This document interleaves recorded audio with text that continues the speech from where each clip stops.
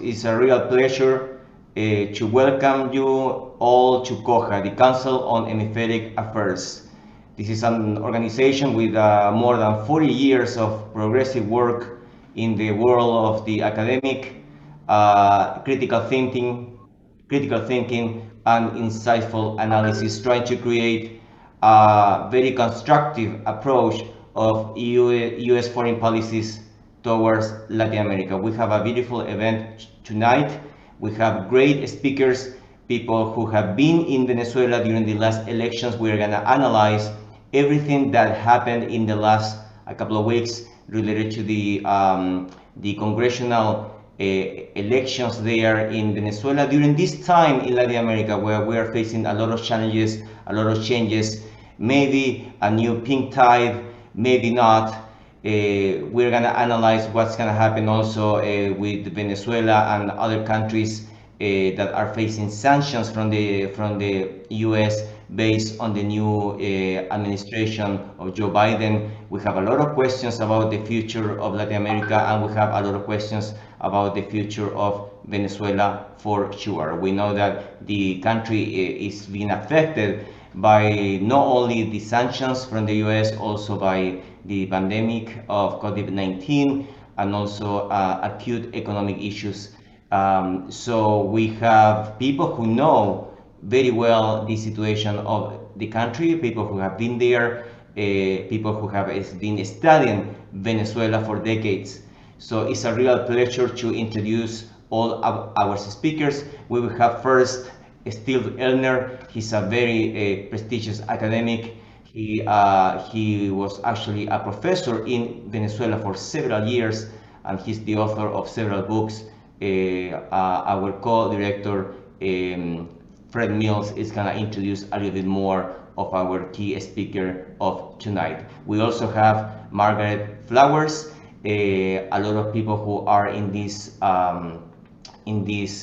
conference know her very well. She is the leader of popular resistance, activist, former candidate, fighter for democracy and for freedom here in the US. Welcome, Margaret Flowers. And she went to Venezuela actually as an electoral observer.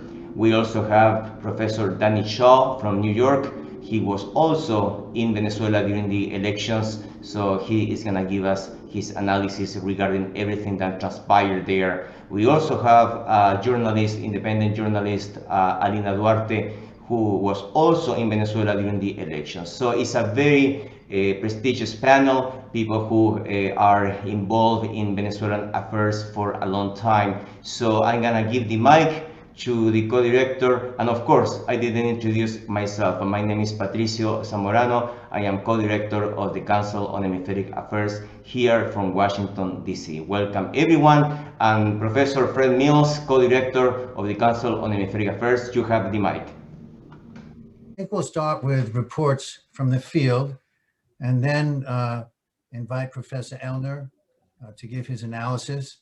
So I would ask Margaret Flowers, and welcome to this webinar. We're really honored to have you with us. Please share with us your impressions from the ground. You were there in Venezuela during the elections. What's your impressions? Great. Thank you, Fred, and thank you, Patricio, for organizing this and inviting me. So I was actually in Venezuela as an official election observer invited by the National Electoral Council. And we were not able to travel there until December 3rd because on December 2nd was my last day of probation for the embassy protection action that we did last year. So some of the CNE observers were able to go down on December 1st. But I was able to do the trainings, 2 days of trainings where the National Electoral Council trained us in, I'm sorry, Michelle, you need to mute. Okay, maybe someone can mute Michelle. So I was able to do 2 days of training where we went to the National Electoral Council. They taught us about how the machines were going to be used, the biosafety protocols that they were going to be using. We were able to test the machines ourselves, try them out, and get more familiar with them and with the process. And then the next day we went to the warehouse where they process all the the machines to prepare them. And folks may be aware that earlier this year there was a massive fire in the warehouse that housed most of the voting machines in Venezuela. They still don't know who was behind that fire, but they had actually been planning to update them anyway, get new machines, because the older ones are getting obsolete. So they did do that. They were successful in getting enough machines prepared, and their own Venezuela-made software to run the machines, which was something new for them.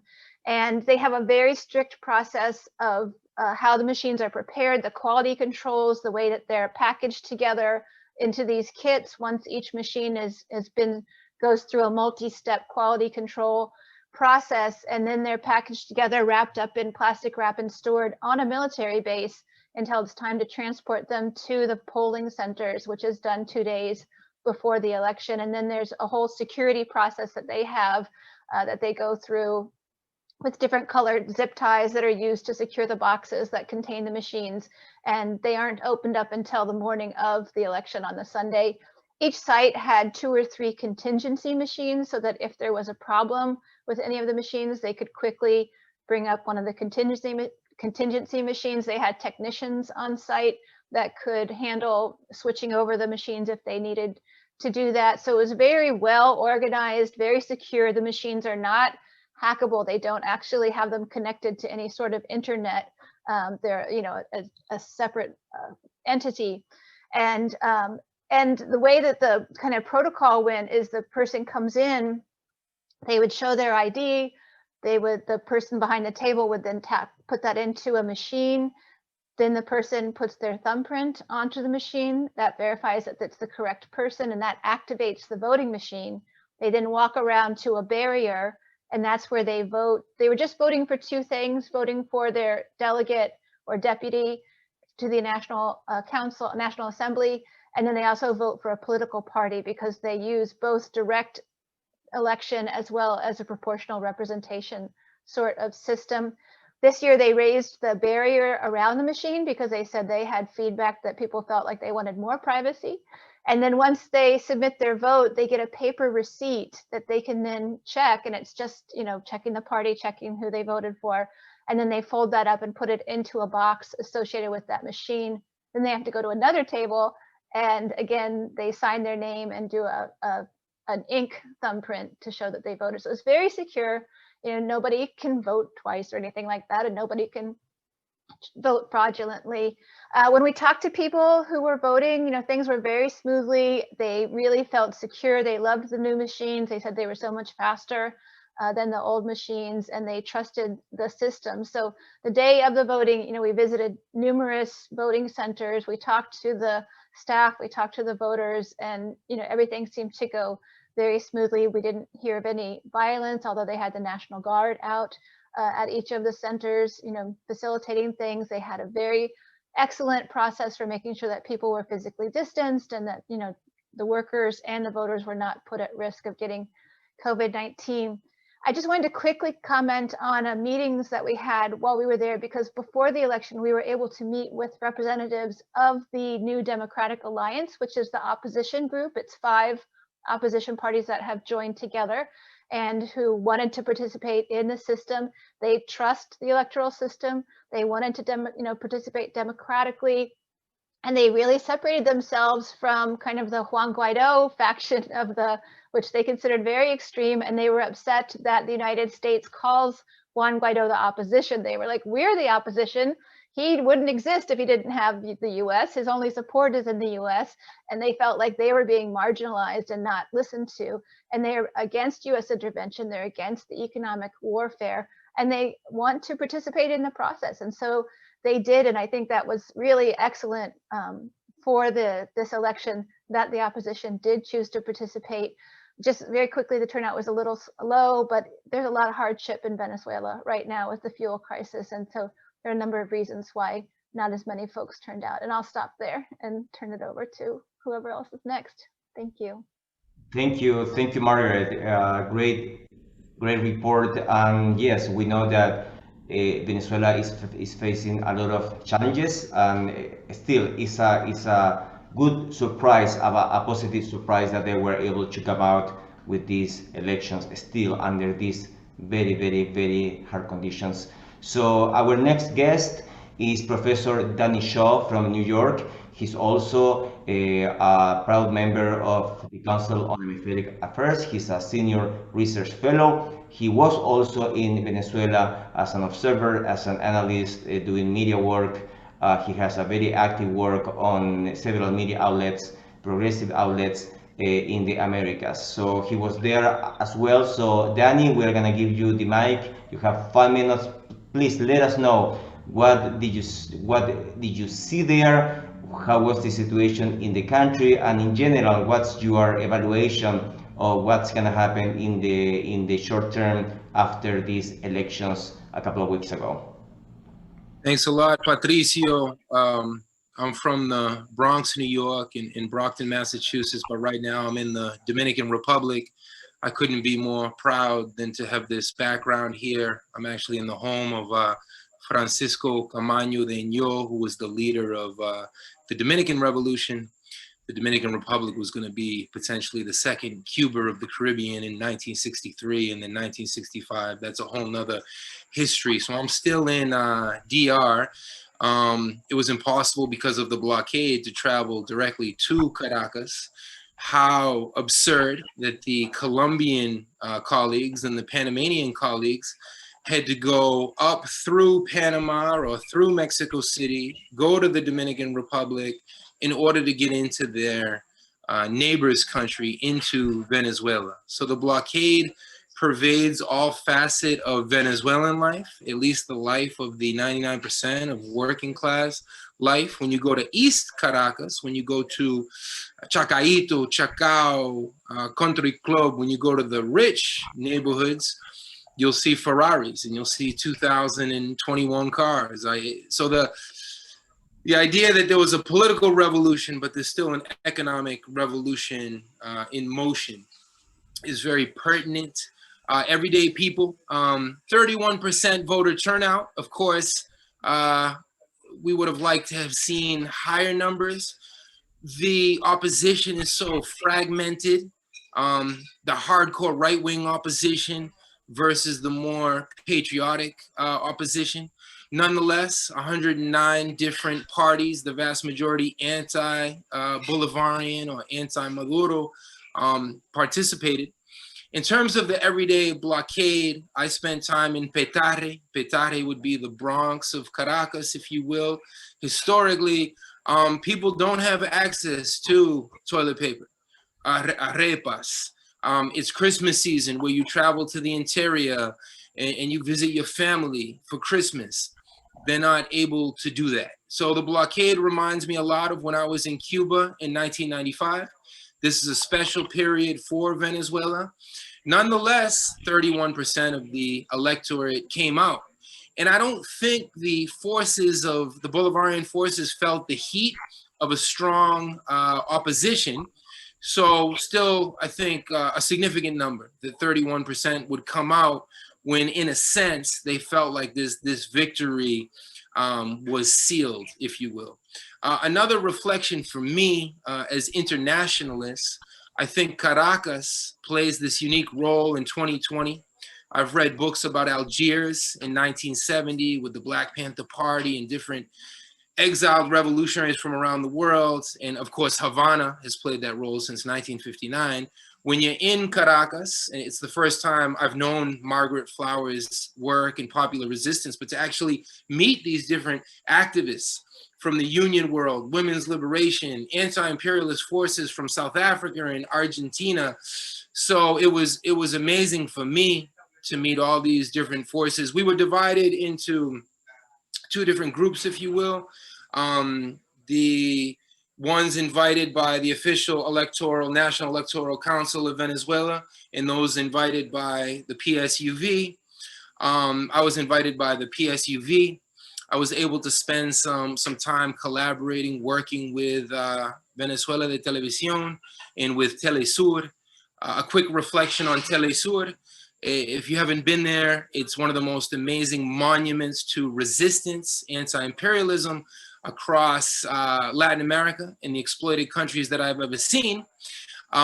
this 7-8 story building, and what's right across the street from Telesur, it's the the Venezuelan military intelligence unit. So it gives you a sense of how important Telesur is, and of course it would be the first target of the opposition, of imperialism, because the idea that there can be media from the South, for the South, to defy this hegemonic discourse that we're fed in the US, and here in the Dominican Republic, it's the same propaganda. That's the question I've been asking here, is the Dominican Republic today more than an economic, political, diplomatic, and military neo-colony of the US? And the fact that there is a Telesur, I'll wind up with this, the fact that Telesur is also a channel from the poor, for the poor, from the historically oppressed, for the historically oppressed. What Venezuela has done, not just for South America, not just for the Caribbean, but for all oppressed, all struggling people across the world, could not be more inspiring. Thank you. Thank you so much, Danny, for your evaluation of your presence there. We know how difficult it was to actually travel to Venezuela because of all the sanctions. I'm gonna introduce our co-director of the Council on Hemispheric Affairs, Fred. He's gonna lead the way with the conversation that we're gonna have with our key speaker tonight. He's Steve Ellner, very prestigious academic. He's an associate managing editor of the journal Latin American Perspectives. He's also a retired professor of the University of the East in Venezuela. He's the author of several books, among them Rethinking Venezuelan Politics, and he's the editor of Latin American's Pink Tide, Breakthroughs and Shortcomings, and also Latin American Extractivism, Dependency, Resource Nationalism, and Resistance.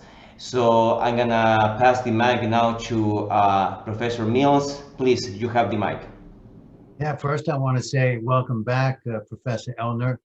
This is the third time you're with us, now virtually, and each time at a critical juncture for Venezuela. And these December 6 parliamentary elections were definitely one of those critical junctures in the context of an illegal US blockade, a pandemic, the hardline sector, the opposition boycotting these elections, and the US and European Union demanding that Venezuela hold off on these elections, and Venezuela's response that it doesn't take orders from these sources, but to the constitutionally mandated timeline for holding the elections. And so as we know now, the United Socialist Party of Venezuela and its allied parties won a supermajority. The participation rate was around 30–31%. What's your assessment of the implications of these elections, both for Venezuela and the region? And just to follow up on some things Professor Shaw was talking about, how do you view the dominant mainstream media narrative about these elections?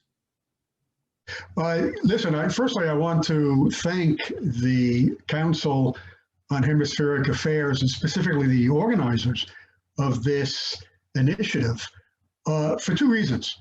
Firstly, because it's essential to counter the misconceptions, the distortions that very often borders on outright lies with regard to Venezuela.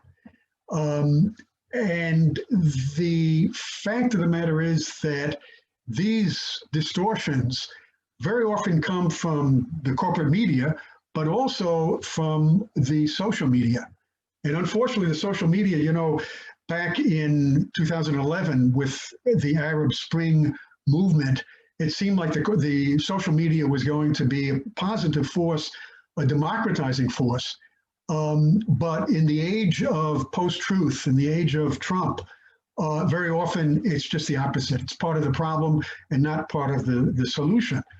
Just to give you one example with regard to Venezuela and internet, if anybody looks at entries in Wikipedia with regard to Venezuelan politics in the 21st century, anything having to do with Chavez, anything having to do with politics in Venezuela in the recent period, it's as if the writing is a press release of Voluntad Popular or Primera Justicia or one of the parties of the radical opposition.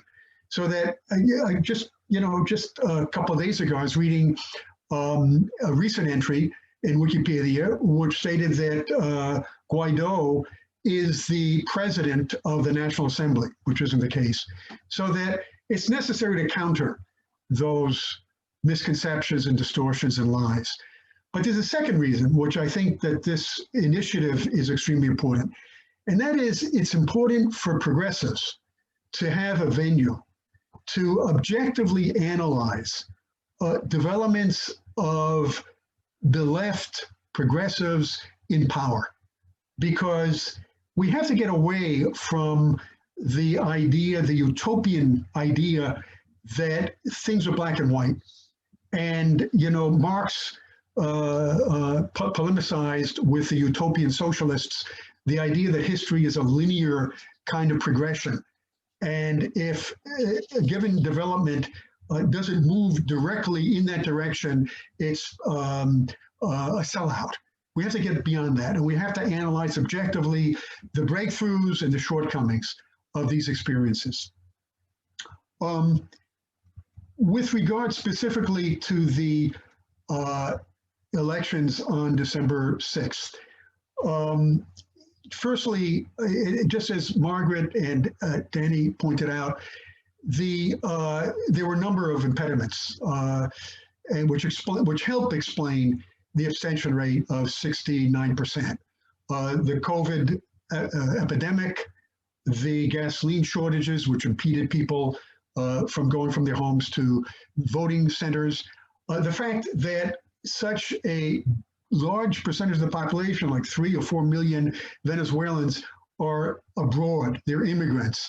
And in Venezuelan elections, immigrants or Venezuelans living abroad can vote in presidential elections at the embassy, at the consulates, but not in other elections, so that you had a big chunk of the population that was excluded to begin with. But in addition to that, the fact of the matter is that 50% of the population or more usually don't participate in elections that are, other than presidential elections. In the case of Venezuela, in the case of Colombia, in the case of a lot of countries. In fact, Leonardo Flores published an article in posted an article, or had an article posted in Common Dreams, in which he pointed out that just this year, in legislative elections in Egypt, 28% of the voting population voted. In Mali, it was 35%, Jamaica, 38%, Jordan, it was 30%, and in municipal elections in Costa Rica, it's 38%. So that it's very common for 50% or more of the population not to vote. But if you take just the 50% of the population that normally would vote, if you assume that 50% of the population isn't going to vote and they're factored out, and you assume that the difference, in other words, the difference between 50% of the population, voting population, and 69% that was the abstention rate, goes to the radical opposition, the radicals who are opposed to dialogue and favor the sanctions against Venezuela. So if you draw up a pie on that basis, excluding the 50%, and giving the radical opposition that difference of 19%, you come up with the following. The Chavistas in the PSUV, the governing party, and its allies, grouped in the Polo Patriótico, received 42%. And the radical opposition, 38%. And the remaining 20% goes to what I'd call the moderate, Danny called them the patriotic opposition.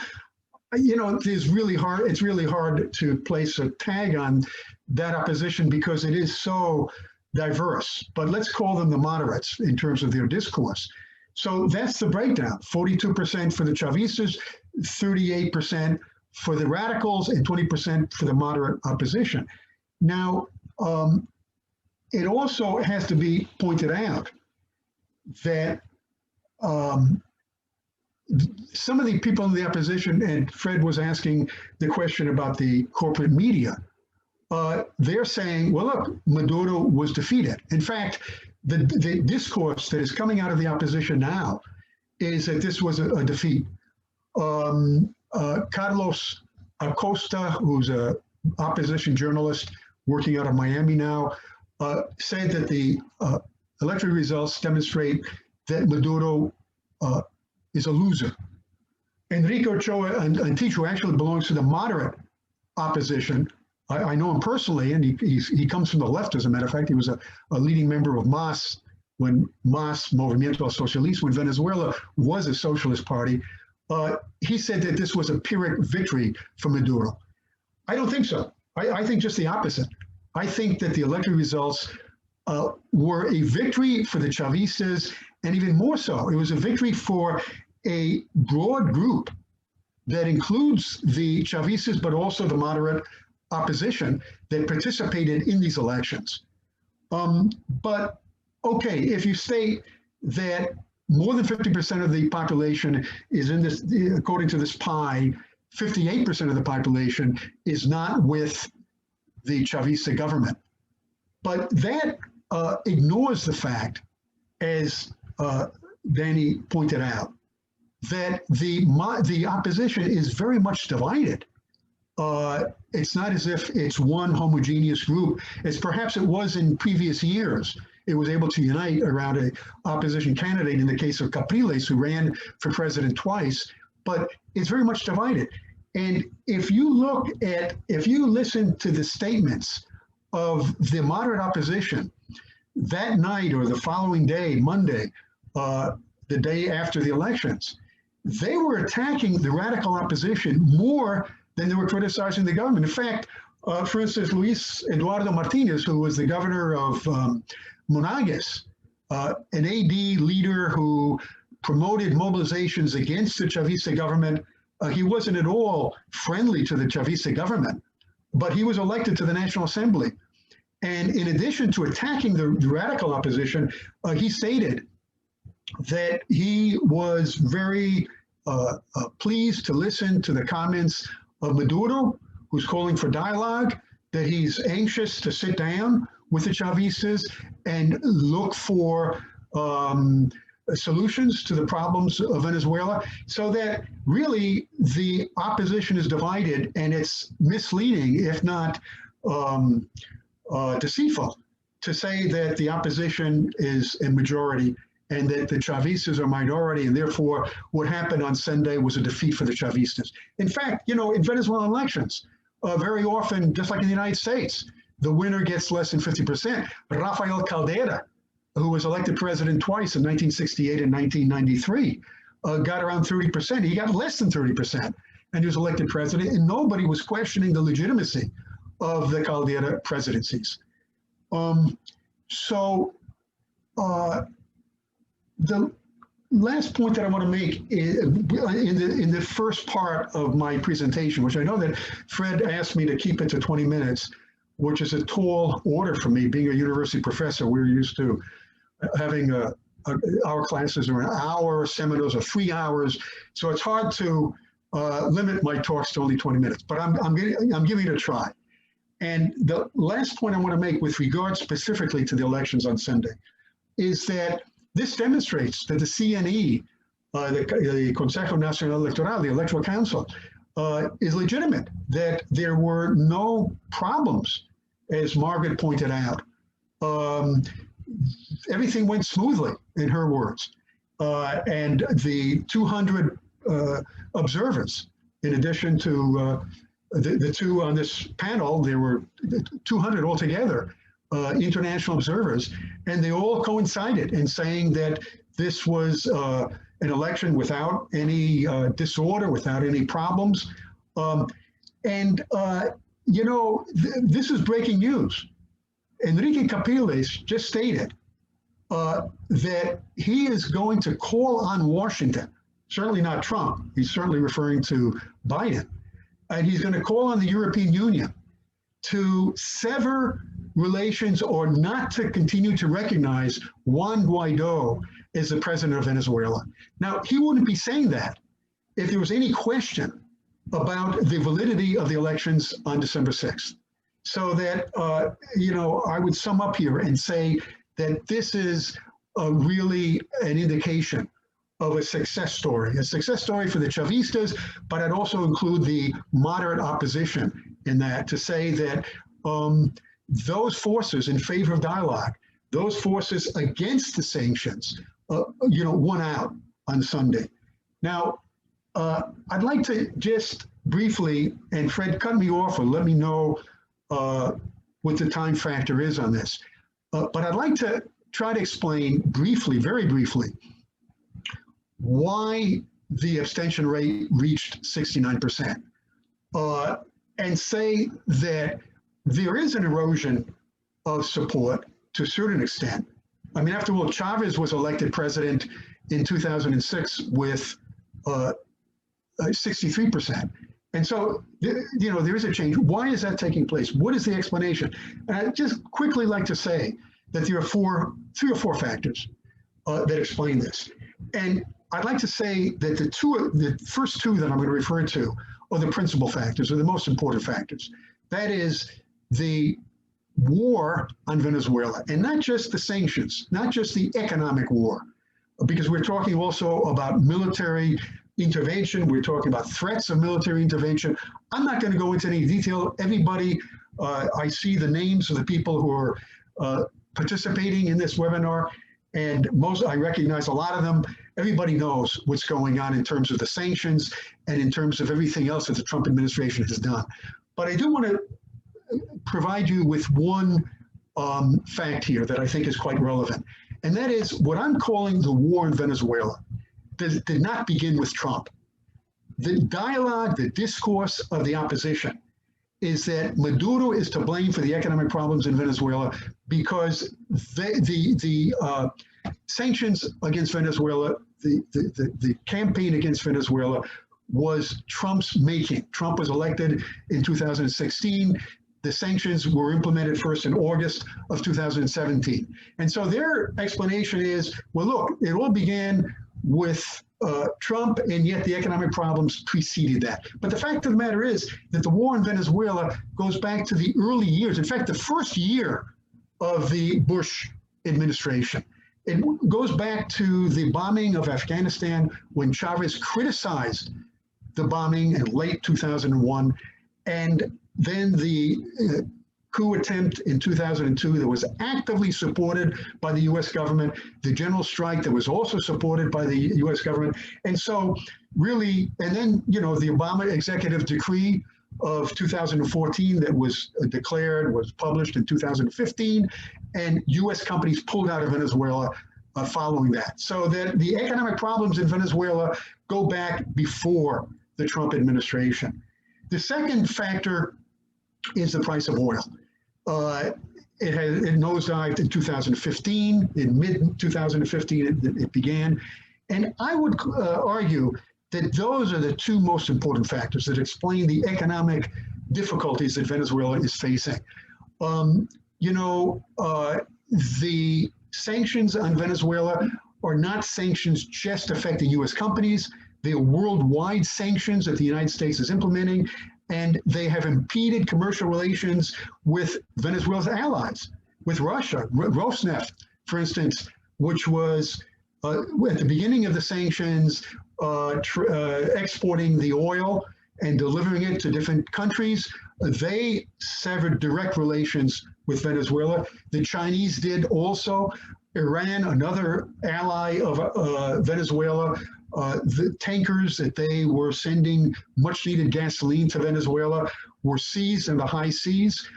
So that I think this is a principal factor that overshadows the other two factors that I'm going to mention. And with regard to the price of oil, look, in the 1980s, there was a decline in the price of oil, and that destabilized Venezuelan politics. That led into the Caracazo in 1989 and the coup attempts in 1992. The decline in the price of oil since 2015 has been much more dramatic, has been much more drastic than in the 1980s. So these are two major factors.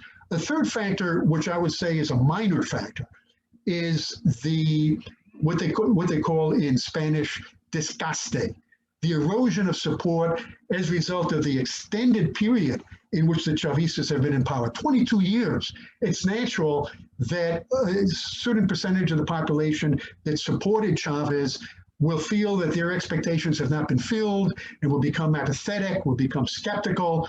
And so that's part of the explanation.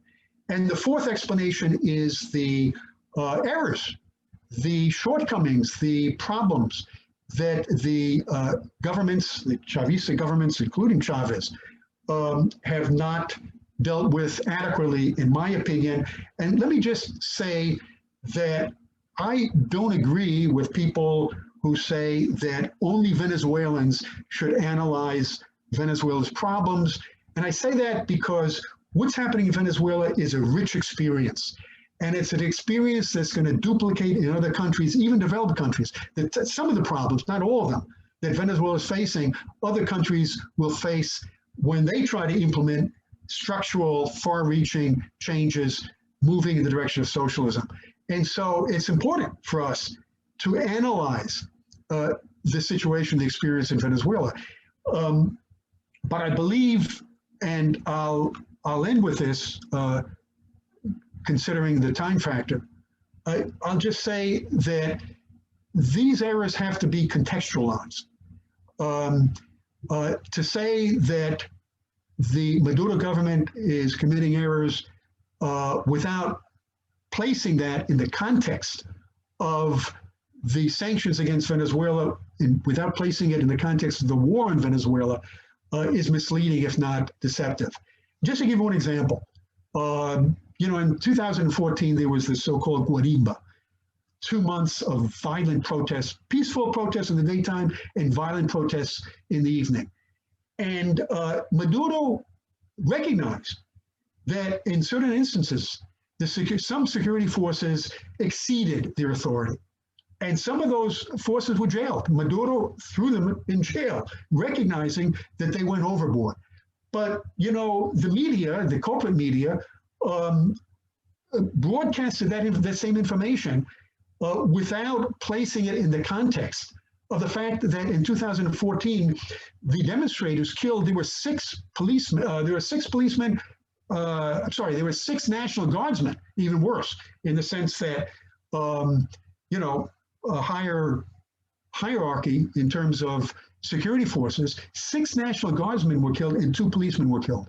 And so if you don't place that in the context of what was happening on the ground, you're going to reach misleading conclusions. So that I think that any criticism that is made that explains or tries to explain the economic problems that Venezuela faces, in addition to the sanctions, in addition to the price of oil declining, has to be contextualized.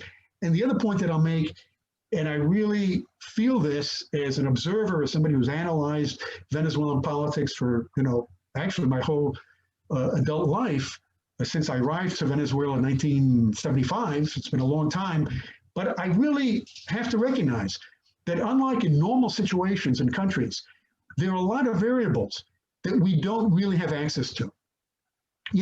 For instance, the problem of corruption. There's corruption in Venezuela. Nobody can really deny it because you can see it on the ground. But can you quantify it? No, you can't. Can you say that it's worse than before? I can say, as somebody living in Venezuela for all these years, and not only living in Venezuela as an observer, I was a university professor and I saw corruption. And the corruption at the university level was quite widespread. So I saw it, from the inside. And I can say that we can't really say at this particular moment, we don't have the tools to quantify the corruption today and say that it's worse than before, or it's 2 times worse than before, what have you. So any criticism which is valid It's okay. It's legitimate to criticize. I think we have to have a certain amount of humility in terms of recognizing what we know and what we don't know. Professor Ellner, thank you for this overview. I just would like to ask 2 follow-up questions and open the floor too, because I see in the chat some people have comments and want to raise some questions. You make the case in your book on the pink tide that sometimes progressive governments don't take advantage when they have the upper hand. And in this case, Maduro, in his first speech before the incoming National Assembly, said, I need your help to deal with corruption and bureaucratism. So he recognizes just what you're talking about. Is this one of those moments when there's an opportunity, when Chavismo has the upper hand? And my second question, and we want to be as brief as possible to open the floor, is do you see a pivot more toward private investment now? And I'm referring to the increased trade with Middle East and Asia, with the setting up of a new ministry to deal with commerce, privatization, for example, of agropatria. Do you see a movement in this direction, or is this just part of a more complex plan to deal with the economy? So two questions. Two questions. Yeah, firstly, with regard to your first question, I would say that the Chavistas do not have the upper hand, looking at the picture broadly. In my book, and you know this because you reviewed it, the examples that I used was the elections in 2006, in which Chavez got 63% of the vote. And in 2013, the Chavistas won the municipal elections by 11.5% of the vote in December of 2013. And then the Guarimba in 2014. At that point, the Chavistas did have the upper hand. And I think that that was the time to act. Chavez did in 2007, 2008. He nationalized a number of companies. He created the PSUV. And he did some other things as well, which I won't get into. But that was one example. And Maduro in 2014 is another example. I don't think he took advantage of that upper hand that he had. But with regard to the situation today, no, I don't think that the Chavistas really have the upper hand. I think they're still on the defensive because of the sanctions and because of the fact that Biden doesn't really, it doesn't really look like he's going to radically change things. I think he's going to soften the sanctions, but I don't think he's going to eliminate them. So that until that happens, I can't really say that the Chavistas have the upper hand. With regard to the for private investments, yes, the anti-blockade law that was passed by the Constituent Assembly does provide opportunities. And I think that the essence of that law wasn't so much the specific aspects. One is the possibility of reaching secret agreements with private capital, could be foreign capital. The other is to bypass the National Assembly. You know, Maduro could do that anyways, probably. I think the essence is that he was sending out signals to private capital, that Venezuela is a safe place to invest, that Venezuela is open to investments. And with regard to that, this is one of the examples of variables that we just don't know. So I'd be reluctant to support or criticize that law.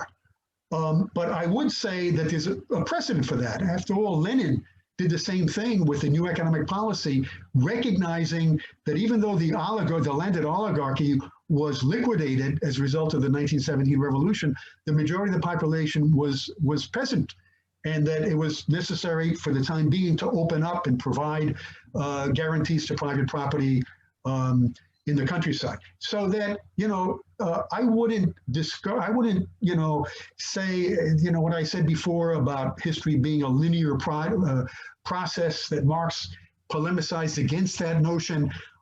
Zigzags are sometimes necessary.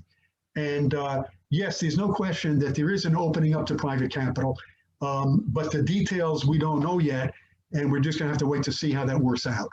Okay, that's enlightening. That's something to think further about, investigate. I want to turn the mic over to Patricio Sure. so that we can bring some questions to any of our guests tonight. We have another question from the audience. The Maduro government and Venezuela in general is facing a lot of challenges, inflation, economic issues, lack of gasoline, situation of very serious situation of the food supply. What is the explanation in terms of how or why the Maduro government is still in power? If you can give us some insights, some analysis about that. Firstly, Clara, I'm glad you're participating. Clara's a good friend of mine from way back. It's a good question. I believe that Maduro has been shortchanged by many, if not most analysts, even progressive analysts, because he has managed the situation politically quite adroitly. And I don't think that everybody in the Chavista leadership sees eye to eye with him on that. I think that he's taken initiatives that have really proved to be quite successful. For instance, the calling of the elections for the Constituent Assembly in 2017 was a masterstroke. At the time, a lot of people had their doubts. I had my doubts about it. But the fact of the matter is that previous to that, there were 4 months of the Guarimba, which resulted in over 130 deaths, more than 130 some odd deaths as a result of the Guarimba, the economy was practically paralyzed. And the day that those elections were called, or the next day, the opposition, those violent protests, those protests, the peaceful ones in the daytime and the violent ones at night, they were called off. So that Maduro has been quite successful in trying to encourage, and I think that just to be as brief as possible, what Maduro has done, this division in the opposition between what we're calling the radical opposition and the moderate opposition, Maduro has a lot to do with that. By calling for dialogue, for promoting opportunities, for making concessions on a number of occasions, and even the anti-blockade law that I mentioned and other moves opening up to private capital is part of a larger strategy that is designed to rein in sectors of the opposition. And he's done that. So that I think that he deserves credit for that. Can I add one thing to that? Sure. Thanks. Yeah. So when I was in Venezuela last year, and we talked to folks as well, I think another factor is that actually the economic war waged by the United States has caused greater solidarity, and the threats of intervention with the Maduro government, because when we talked to people on the left, who maybe had some criticisms of the Maduro government, they were like, well, no, but we understand our first priority is to stop the sanctions, stop the US intervention, and that calls for unity, to unify against imperialism. I'm always impressed with the level of political education and awareness of people in Venezuela and how they understand, what US imperialism is and how it plays out. And what's interesting this year is that there's actually a new formation on the left, the Popular Revolutionary Alternative, or APR, that felt like this was a time when the PSUV is strong enough and the opposition is weak enough that it's a time to actually bring in some criticism of the current government from the left. And so, so I think that's another factor that plays into this. Yeah. I think, what I've observed is many of those Chavistas who have distanced themselves from the government and are very critical of Maduro, those people are not going over to the opposition. Those people are skeptical, they become skeptical, apathetic. And in a given moment, like Margaret just stated, in a given moment when they perceive that,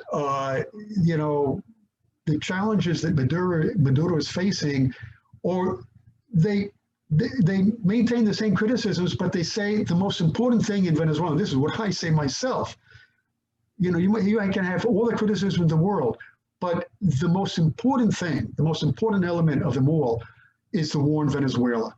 And so, not to say you're not going to voice those criticisms, but you're going to prioritize them. And I think that that's what's happened. A lot of these people who have left the Chavista camp, although they continue to call themselves Chavistas, are now, supporting or participating in elections. And some of them are supporting this other coalition that is headed by or is in the name of the Communist Party, but also includes several other parties like the PPT, the Patria para Todo, and there are 3 or 4 other smaller parties. Those people are saying basically the same, that we can support the cause and at the same time follow an independent route and criticize the government.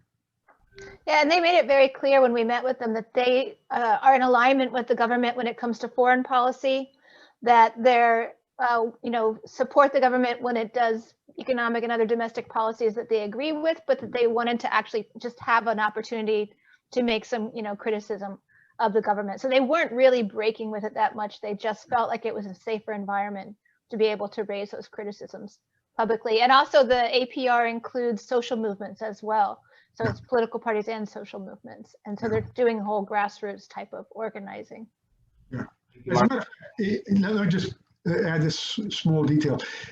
With the exception of the Communist Party, these other parties have split. The PPT split as a result of that. A faction of the PPT was opposed to leaving that Polo Patriótico alliance, and some other parties also. Tupamato is the other major party, not really a major party, but one of the elements in that formation, that alliance, and they also split along those lines.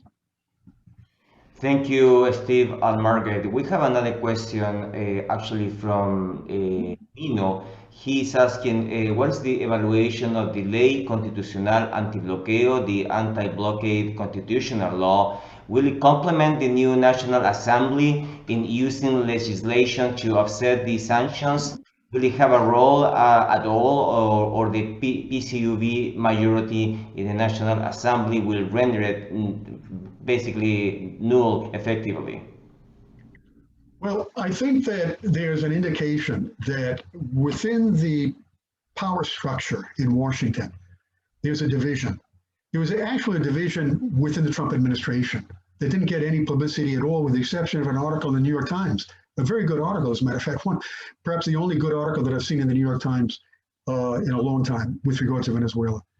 And the article indicated that Maduro was attempting through Gorin, who's the owner of Globovision, to establish, bridges with people within the Trump administration who wanted to take advantage of business opportunities in Venezuela, and that was defeated. The hawks within the Trump administration, Trump himself kind of went back and forth on that. But I would imagine within the Biden administration, you'll have the same thing.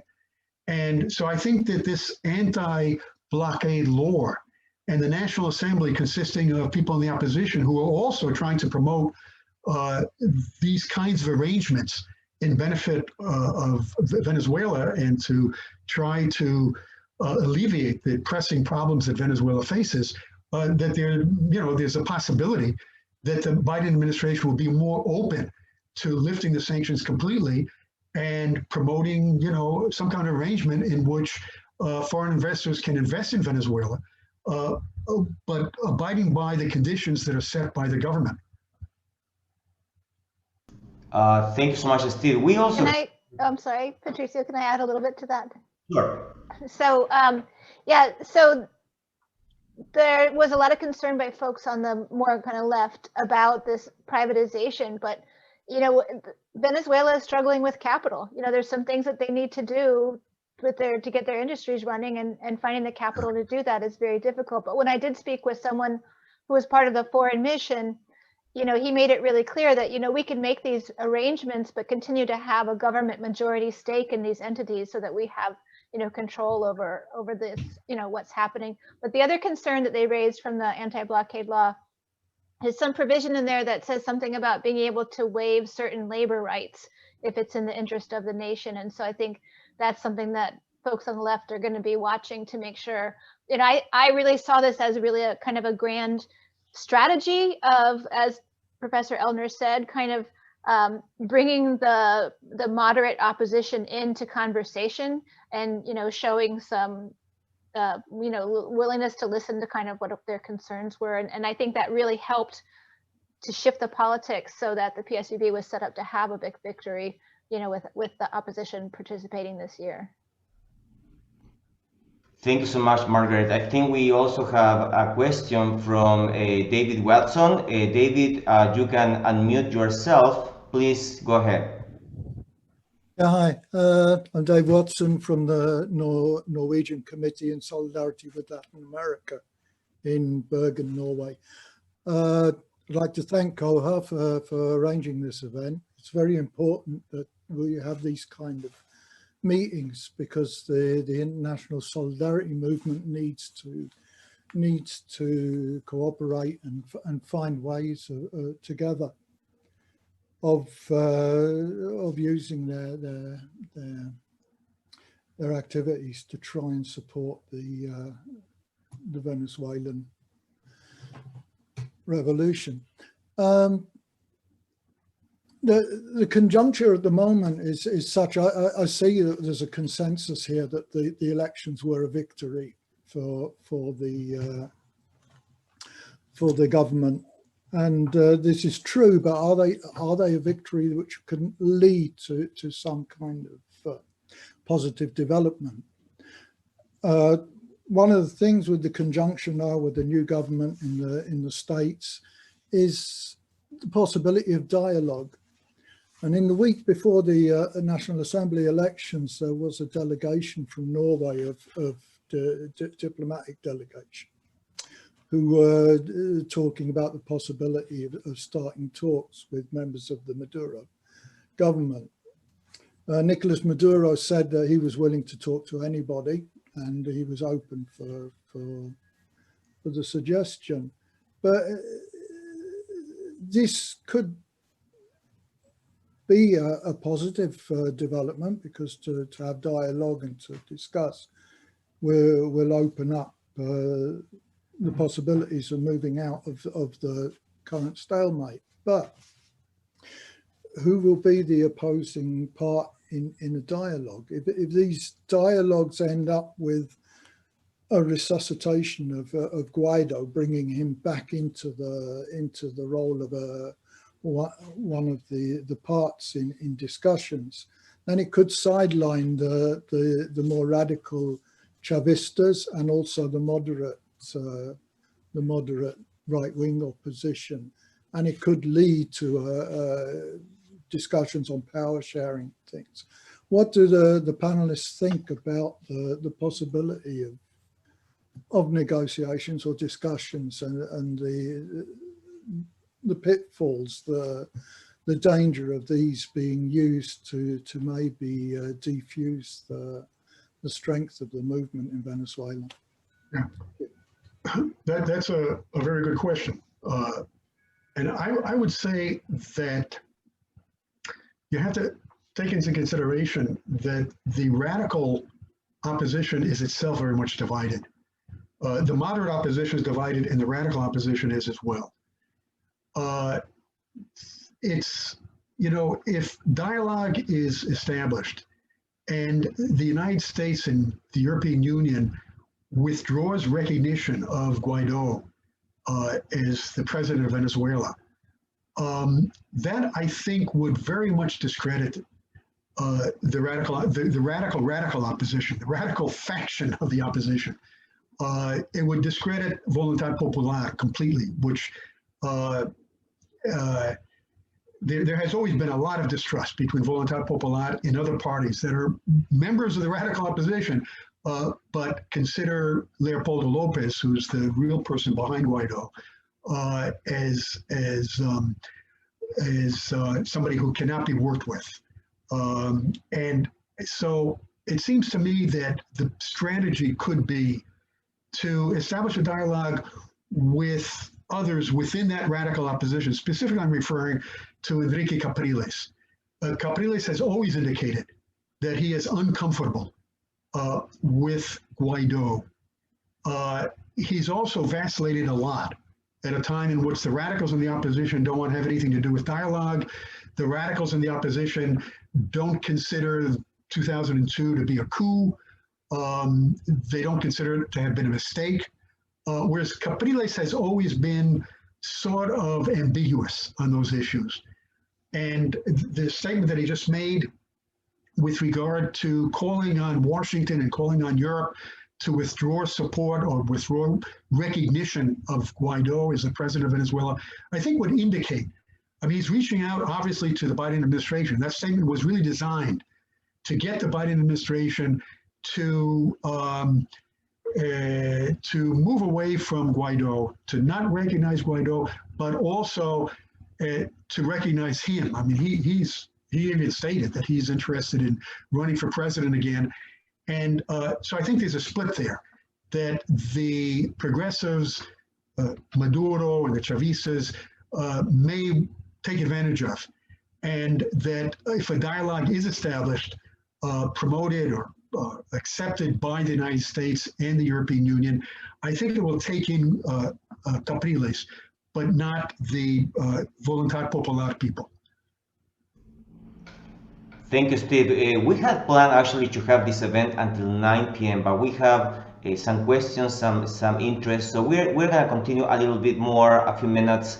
As long as we have a couple more questions, we are happy to have Steve and Margaret, that both of them have very strong experience in Venezuela, being there. That's very important what we do here in COHA. We are always interested in work on the field, and when you have analysis based on facts, not on ideological terms, as is so often, especially in the US media. So we are happy to expand the event a little bit more. We have a question from Alison now, Alison Bodin.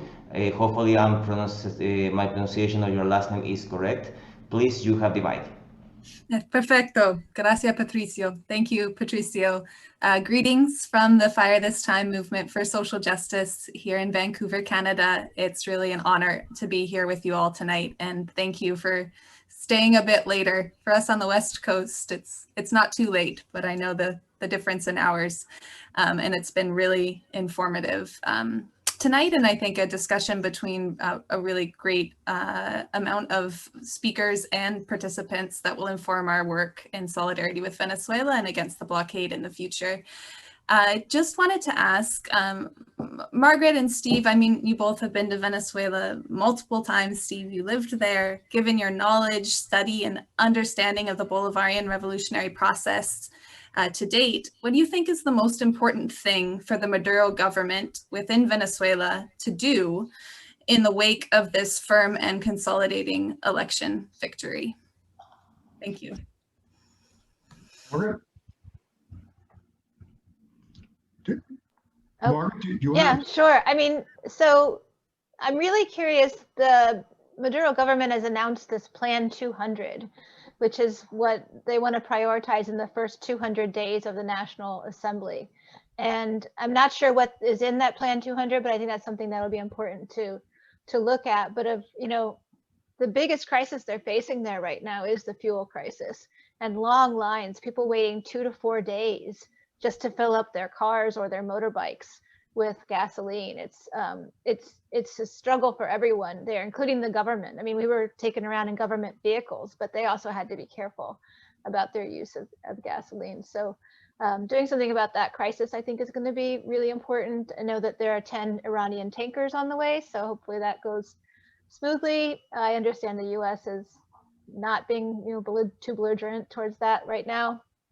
But one thing that in terms of like relationship with the United States that they really emphasize as a top priority is to renew, enough of a diplomatic relationship to have an intersection with with the Caracas embassy, the U.S. embassy in Caracas and the Venezuelan embassy in Washington, D.C. is just a step towards, starting to provide consular services and beginning to open that door towards reestablishing diplomatic relations. So I know that they're planning to send a letter to President Biden once he's in office, asking him to do that. And that's something that they expressed a desire for people within the movement to support as well. Just to add to that, certainly the effort to reach out to the United States in order to eliminate the sanctions is the priority. I think that promoting a dialogue, the National Assembly would be the venue for a dialogue with those political leaders that did not participate in the elections on Sunday. And, the National Assembly prior to these elections was divided. There were two National Assemblies. Guaido was the president of one of the National Assemblies, but the moderate opposition was leading the other National Assembly. So I think that trying to draw in people like Capriles to participate in a dialogue, I think the key is dialogue without conditions. I think that will differentiate the people like Capriles and the moderate opposition and the radical opposition. And I think that's key with regard to the Biden administration, because the Biden administration, it's obvious that they're going to do something different. Senator Murphy from Connecticut made a very important statement about 5 months ago. He, in a appearance of Elliot Abrams in the Senate Foreign Relations Committee, he indicated that the Trump administration policy towards Venezuela has been a complete failure. Obviously, they're going to do something different. But I think the defining characteristic that will, open up possibilities for success is dialogue without conditions. The Trump administration's policy was dialogue. We support dialogue, but dialogue around Maduro's resignation. Under what terms will Maduro resign as president? That was a dialogue that the Trump administration was accepting. So I think that the real key here is promoting dialogue in which all the participants in that dialogue accept that as a basic condition, that there are no conditions, that there's nothing that either side has to accept beforehand in order to participate in that dialogue. Thank you so much, Steve. I think just for respect for your own time and the time of the audience, I think we have one more question. I think the question, it was from Jonathan Flanders. He was asking early on a very important question, because it's not only Venezuela, it's the whole continent. And of course, the US is suffering with the coronavirus, the COVID-19. So he's asking, Venezuela has done very well in terms of the virus. So what role do the Cubans play on this? Or I would expand the question even more. I think some analysts and here at COHA, we have been publishing about this. We invite you all to go to our website, and you will see some very good articles about this. How we can explain the success story of Venezuela in terms of the coronavirus, which in per capita and in volume is really not at the top. It's the US actually and Brazil, the countries that are being more affected by the coronavirus. So Steve, do you have, or also Margaret is a doctor, is a physician. So what explanations you have for this successful story so far? Margaret? Thank you, Steve. Yeah, well, I think, as you probably know, Jonathan, that the Venezuelan medical system is modeled on the Cuban system, and they have they built clinics in the neighborhoods, they built medical centers, where they didn't have them before, and they were able to, and and there's a trust in the government there that we don't have here in the United States. And so they very quickly had, they had some sort of an app that people could join in order to report whether they had concerns or if they had symptoms, so they could get checked out. They did a kind of a neighborhood approach of, checking on folks and making sure they were educated in how to protect themselves. I would say that what was amazing to me coming into Venezuela, when we arrived at the airport in Caracas, before we even made it into immigration, they had circles on the floor where everybody had to stand, so they were physically separated. Then you had your temperature checked, you went through a sanitizing mist, and on the other side was a medical team who evaluated. You had to prove that you had been tested negative within the last 48 hours. If you had any symptoms, they would check you. They also did free tests right there for people who hadn't been tested. And that was, before you made it into immigration. When we got onto the plane, the flight attendants were wearing hazmat suits, and they handed you a little packet with hand sanitizer and a mask. When we got into immigration, they gave us a packet that also included eye protection, as well as another mask and a spray bottle of sanitizer. And, everywhere you went, people were spraying your hands with sanitizer. We got free testing while we were there.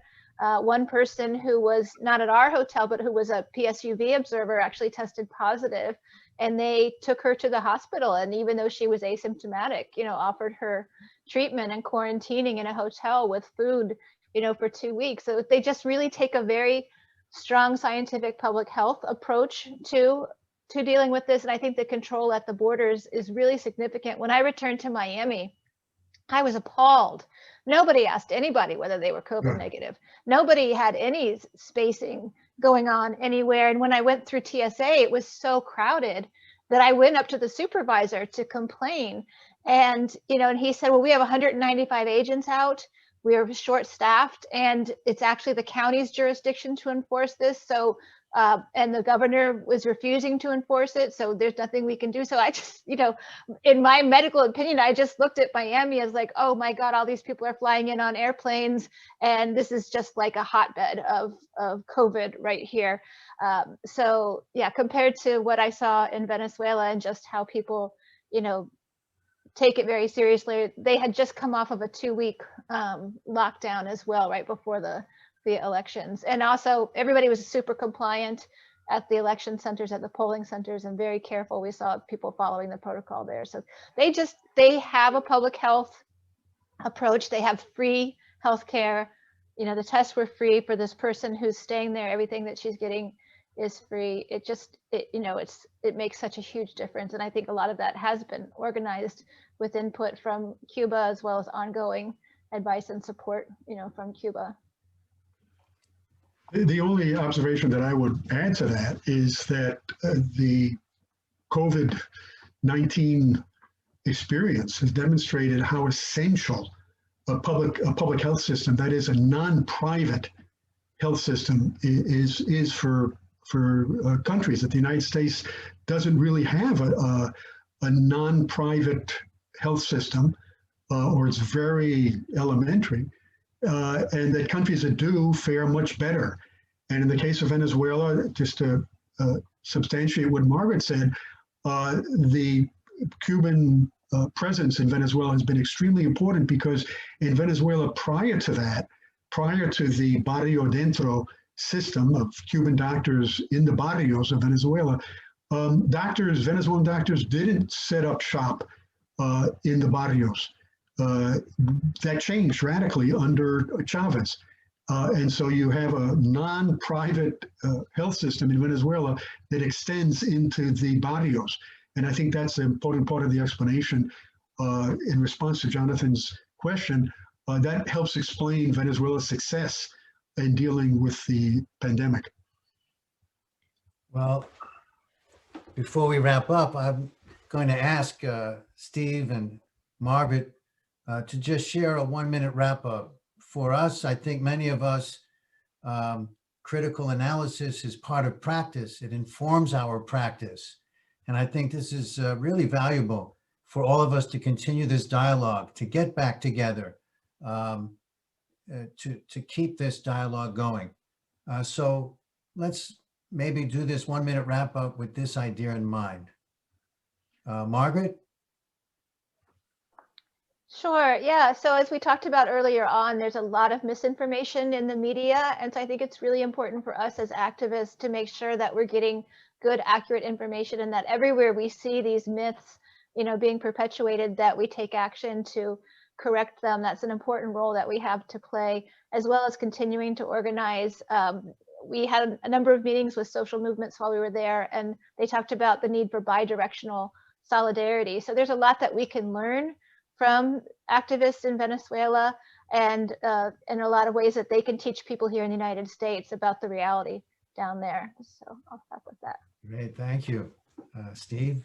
Yeah, I would say that it's essential to emphasize the effect of the sanctions, the effect of the war in Venezuela. It's not just one factor, and this is what I was trying to state in my presentation, where I made reference to 4 factors, and 1 or 2 are the most important, the other ones are less important. The price of oil and the war in Venezuela being the 2 important ones. The corporate media doesn't see things that way. They use, for instance, when they talk about the sanctions, they say the sanctions have just aggravated. That's a term that I read in, I think it was Time Magazine or BBC. Aggravates, the sanctions aggravate the economic problems of Venezuela. Well, the sanctions and the economic war, it's not a question of aggravated, they initiated. And in order to understand the problems and perhaps the errors that have been made, we have to understand the context. And the context is, a war that's been going on against Venezuela for almost 2 decades now. Of course, Cuba has been at this war for half a century. But in the case of Venezuela, it's been going on since, the coup attempt of 2002. And that is the fundamental explanation. There is a current of opinion on the left in the United States and elsewhere. I call it a plague on both your houses. People who say, well, I'm against the opposition, I'm against the sanctions, I'm against US imperialism even, but I'm also against Maduro. And both are weighed in equal terms. And I think that is highly deceptive, because you can't understand, if you have criticisms of Maduro, you can't understand those shortcomings without understanding, without analyzing those policies in the context of the war on Venezuela that has been going on now for so long.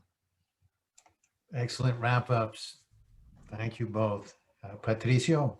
Yeah, thank you so much, everyone. We just want to say a big thank you to Margaret Flowers, Steve Ellner, Professor Ellner. Thank you so much. It's an honor to have you both. Someone mentioned, and of course we're gonna remember our beloved Kevin, the partner of Margaret, our beloved Kevin, who is still with us. So we wanna remember him always, because he was a strong force for justice and for positive activism, trying to create, again, as COHA, progressive bridges of dialogue between the South and the North. That's the goal of this organization. We want to invite you also to visit us. All of you are invited to our home, coha.org. You are also invited to submit articles, research pieces, analysis. We are always open to new voices, new progressive voices in the academic world and beyond. So thank you so much, everyone. It's been a pleasure, and we'll be connected with more seminars like this one. We have a lot of material to analyze. There are a lot of things going on in Bolivia, a lot of things going on in Mexico, Chile, in Peru. The whole continent is reactivating. It's a new stage of activism, it's a new stage of reform, and that's totally welcome for the well-being of our Latin American, our brown America. So thank you so much, everyone. Good night.